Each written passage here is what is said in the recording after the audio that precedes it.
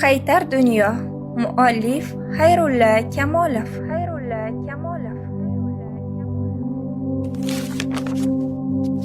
Birinchi qism. Kimning navbati? Kirsin degan ovoz xo'jayin xonasidan yangradi. Dilshod ismli yosh yigit "Meni" deya xursand bo'lib ichkariga kirib ketdi. Bu yigit ishga kelganiga ro'ppa-rosa 1 oy bo'libdi. Hozir esa birinchi oylik maoshini olishi edi. "Qarang, hozir tomoshani ko'rasiz", dedi navbat kutib turgan ishchilardan biri kulib. "Nimani aytayapsiz?" deya tushunmay so'radi ikkinchi ishchi. "Nimani bo'lardi? Har oy bo'ladigan Asqar akaning o'yinini", dedi u. Birozdan so'ng Dilshod ichkaridan norozi, g'azablangan holda chiqib keldi. "Asqar aka, keling bu yoqqa, sizni chaqirishyapti", dedi u.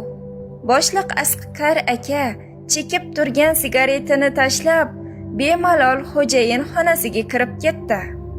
Ichkarida ko'tarilgan shovqin tashqarigacha eshitildi. Eshik zarb bilan ochildi. Avvalo Dilshod, so'ng uni tashqariga itarib chiqarayotgan Asqar aka ko'rindi. "Ana, aytuvdimmi?" dedi boya tomosha qilib turgan ishchi bu manzarani kuzatib turganlarga qarab. Asqar aka Dilshodni qo'lidan ushlab, yetaklab zavod darvozasi oldiga olib bordi. "Aka, bu nima qilganingiz? Axir o'zingiz birinchi oylik maoshing 3 million bo'ladi deb aytgansiz-ku. Endi esa qo'limga 2 million 500 ming berishyapti. Siz esa bunday demaganman deyapsiz ulardan oldin. Shu insofdanmi? Menga hal qilib bering bu masalani", dedi Dilshod. "O'pkangni bos bola. Sen kim bo'lsangki menga talab qo'yasan? Birinchi oy mana, shu pulni olasan. Sabr qilib tursang, keyingi oydan ko'tariladi maosh.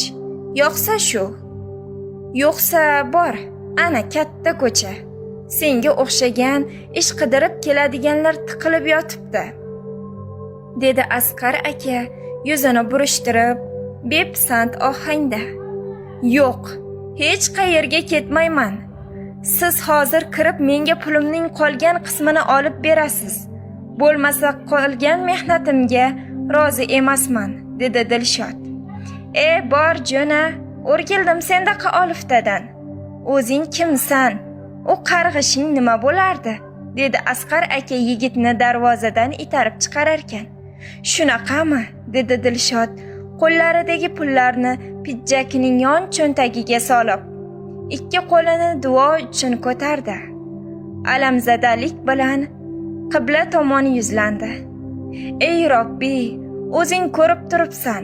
Mana shu meni aldab, haqqimni yegan bandani o'zingga topshirdim. Amin, Allohu akbar", deya duo qildi. Asqar aka esa bu duoni eshitib, indamaygina zavod ichkarisiga kirib ketdi.